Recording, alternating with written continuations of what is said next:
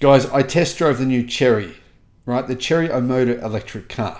And I've been kind of dreading doing this review because, well, this is why I've been dreading it. Hello, my friends. Welcome to the channel. I'm Sam Evans. You're watching the Electric Viking. Great to have you with us.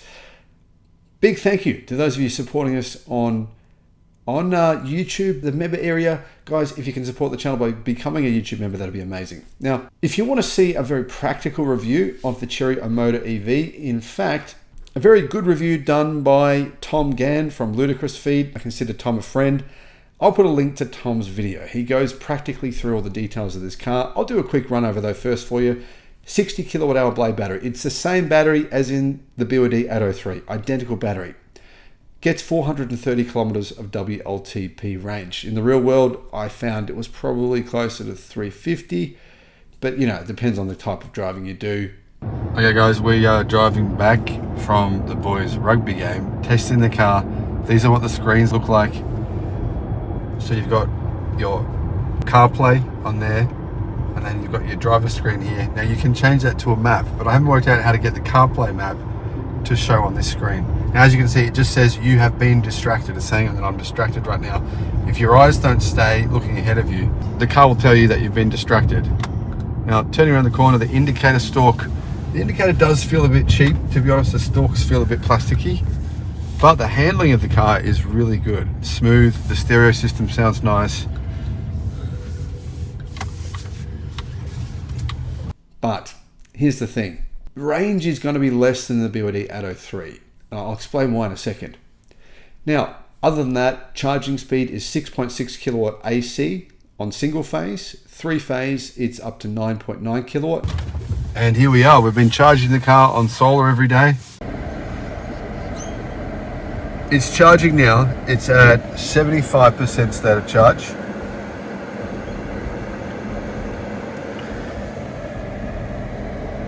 And it's on a 7 kilowatt charger. The charger can charge at 7 kilowatt and it's charging at 5 kilowatt. So that seems to be about the average. It did get up to 6 at one point, but it seems to be staying at around 5 kilowatt on AC charging. That's using solar from my house, only solar. But the roof right now is producing about 10 to 15 kilowatt of energy. So there is enough solar to charge it at 7. I'm not sure why it's charging at 5. Car right now is sitting at 88% charge, and we have done, by the time we take it back, we'll have done a lot of driving in this car. So charging here, we've got a charging port here at the front. Yeah, so type 2 charge port, so up to 9.9 kilowatts, so 3-phase AC charging, and also up to 80 kilowatts DC. So you can sort of do a 30 to 80% charge in about 28 minutes. Let's have a look at where the charging port is. It's an unusual spot. Sort of, yeah. So it's just at the front here, and I think it's quite convenient. You can pull into a charging bay, and you don't have to worry too much about where it is. Yeah, running the cables across your paintwork. Yeah. You just pull in and plug in. And you don't have to back up. No. You actually have to back up with Tesla superchargers, so that's good, yeah. Usually I was getting 5 to 6 kilowatt AC, even though my charger can handle faster than that. So I wasn't quite getting the charging speed I expected to get. I had the vehicle for a week. I drove nearly 1,000 kilometers in it. So I think I've driven it more than any other reviewer in the world. As far as I know, I've watched a few videos. I can't find anyone else who's driven it that much. I drove it fast. I did 170 kilometers an hour in the car on a private road during the middle of the night. No one was around. So middle of nowhere, absolute middle of nowhere. So yeah, anyway, if the police arrest me for that, oh well. I also drove it at slow speeds in cities. I drove it. Hey guys, this is Stockton Beach. I have just dropped the boys at school and Shanna at the hospital to do chemo today. And now it's time to go for a surf. No, just kidding. It's time to do some work.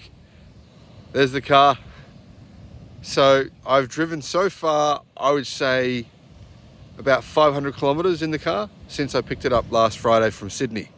I drove it through from Sydney to Newcastle, down a highway.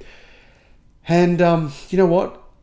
This car actually is very similar to the BYD Atto 3. Its handling is probably better than the Atto 3. And in fact, it's definitely got better handling. It's faster than the BYD Atto 3, which is really weird considering it uses the same motors. as the BYD Atto 3. Boot space is similar.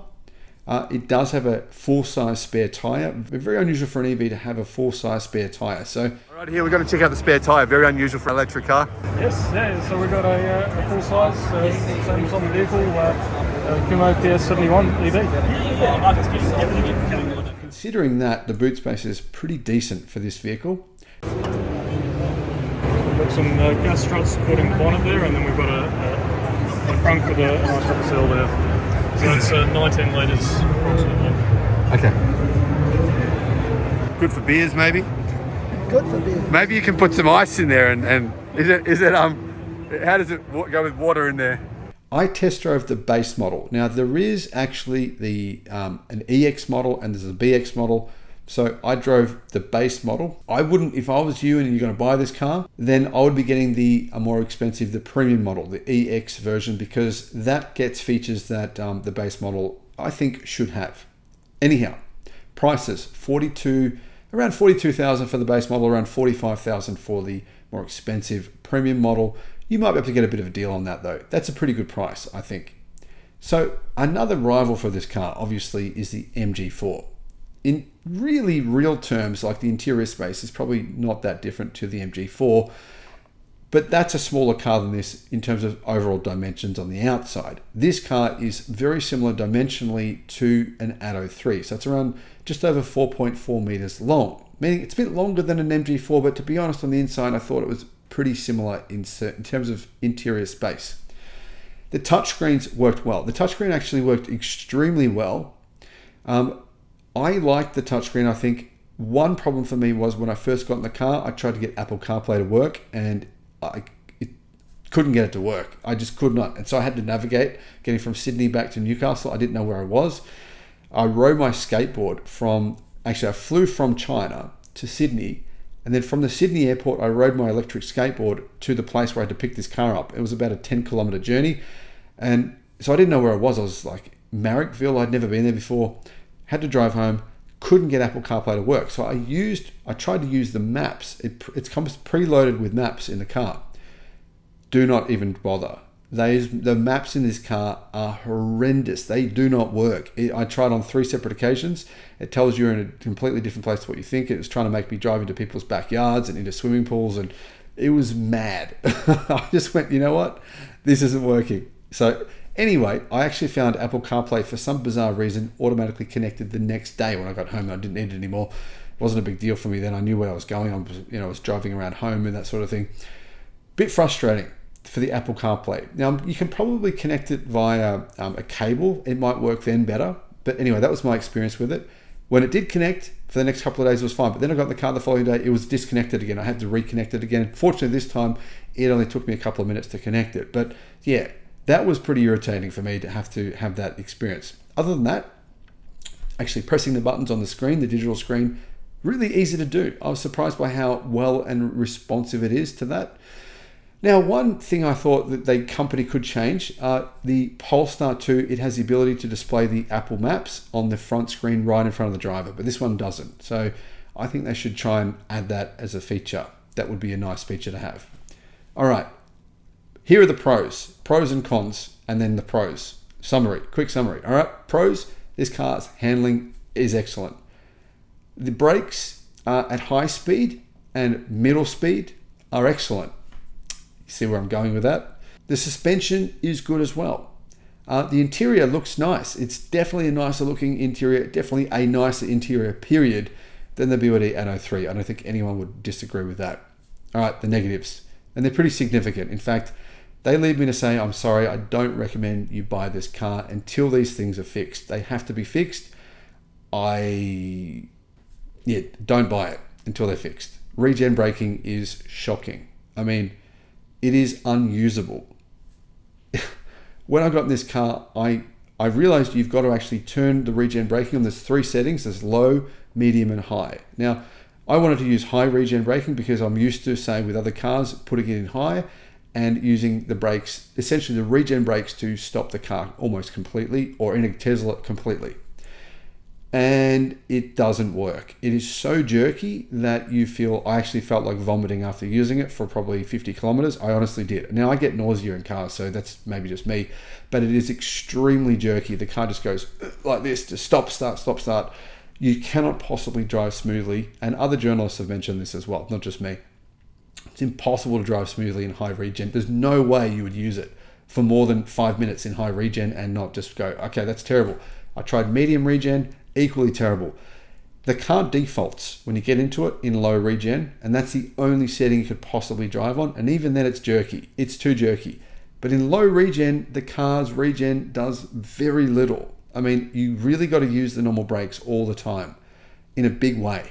So there's a hill near my house. It's kind of a medium hill coming down a bridge, and I always try to slow down on that hill. This car, the regen braking, I've found it does almost nothing. It slows the car down by a couple of percent, and that's in the low setting. That's the only setting you can drive in. In other words, this car, as an EV, it doesn't really have regen braking, and that to me is one of the biggest advantages of an electric car. I personally think if you're going to be using your brakes and you're going to be wearing your brakes out, wringing discs out with a heavyish car, they're not actually, the Chery Omoda is not actually that heavy. It's about 1,750 kilograms, good weight. But still, you want to be recharging your battery all the time rather than just wearing your brakes out, and you can't do that in this car. The other issue that I had was the ADAS, the lane keeping assistance, which turns itself on every time you get in the car. As soon as you turn the cruise control on, it takes over the lane keeping assistance and it fights you. I mean, it fights you and it will drive you off the road. This car tried to drive me off the road on many occasions. And you actually, a lot of other cars, when the car does that, I mean, this is very common for different models of car, you can sort of take over and you can push against it and the car will stop doing the lane keeping. But this one, it tries to fight you. It really fights you and it will try and drive you off the road. That happened to me on numerous occasions. That's very concerning. That needs to be fixed. These are two reasons I say I would recommend not purchasing this car. Even if you got it for a good discount, it's not worth doing it. Now, proviso, if Chery can fix those things, which I think they can easily fix them with a software update, I would recommend this car. Aside from those two things, it's actually really, really good. Value is excellent. Boys, we've been driving the car for this week, haven't we, everywhere? Yeah. What do you think of it? It can go really fast all of a sudden. Yeah. I think it's pretty good. Like, We're curious. Is it comfortable? Yeah. Yeah? What about the sound system? We've listened to some music. What does it sound like? it's actually better than normal, I reckon. Yeah, it's a good sound system, isn't it? Yeah. Yeah. Yeah. What about the screen? Is the screen easier to see? So it's way easier. 'cause No, there's but two they're screens. connected. There's one big screen, but basically two screens, because like they're connected. Have you got ice cream on your face? So, what about, is it comfortable to sit in? Oh yeah, it's pretty comfortable. You think so? I think it's Yeah. better than usual, actually. Better than usual? What would be, can you think of anything bad about it? No, there's Nothing. Really. Nothing for you. Yeah, fair enough. Yeah. I think the seat belts are... I don't think they're that good. Is that just because you had to pull it out from when we had to put the seat back? No, it's because, like, it's fun. I feel like the bit that connects to, like, the connecting in part is weird. Okay. But other than that, it's good. What about the look of it? What do you think of the looks? It just It looks looks like an kind of electric like car. a BMW, I think. It does. They both think, you guys think it looks like a BMW, yeah? The wheels are really cool. You like the wheels? Okay. Oh yeah, I like the wheels. Okay. All right, boys. Let's go.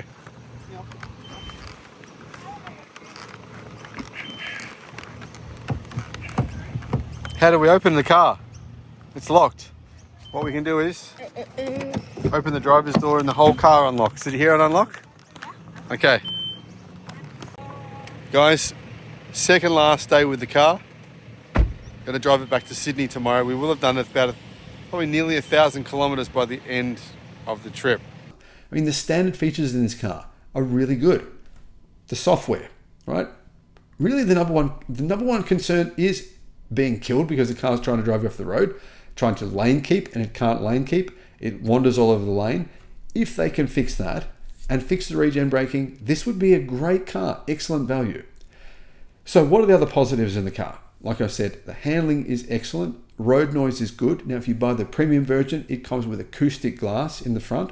So I think the base model version, it has pretty good noise control. It's not amazing. It's not as good as a Tesla Model 3 or an XPeng G6, but it's got pretty good noise control. Then you can step up to the premium version for just a few $1,000s more, and you're going to get acoustic glass.